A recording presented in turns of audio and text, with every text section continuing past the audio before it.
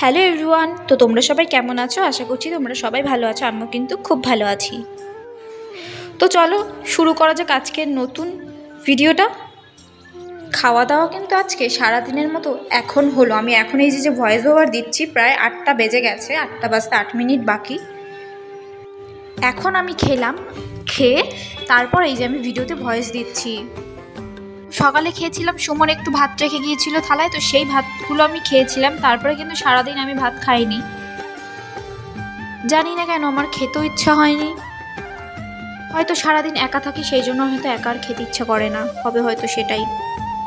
সত্যি কথা বলতে কিন্তু এখানে এসে আমার খুবই ভালো লাগছে।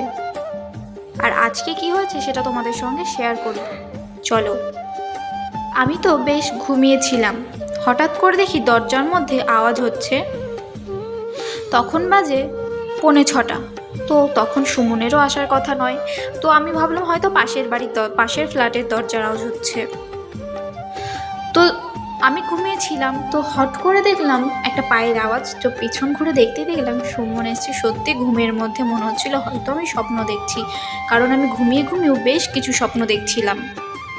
তারপরে দেখলাম না, এটা সত্যি, এটা বাস্তব। তো দেখলাম অনেক খাবার নিয়ে এসছে, দেখতেই পেলে কী কী খাবার নিয়ে এসছে। দুধ নিয়ে এসেছিলো দুধ চা খাবে জন্য, ভিডিও আপলোড করেছি যে দই কাতলা খাবে, তাই জন্য দইও নিয়ে এসছে।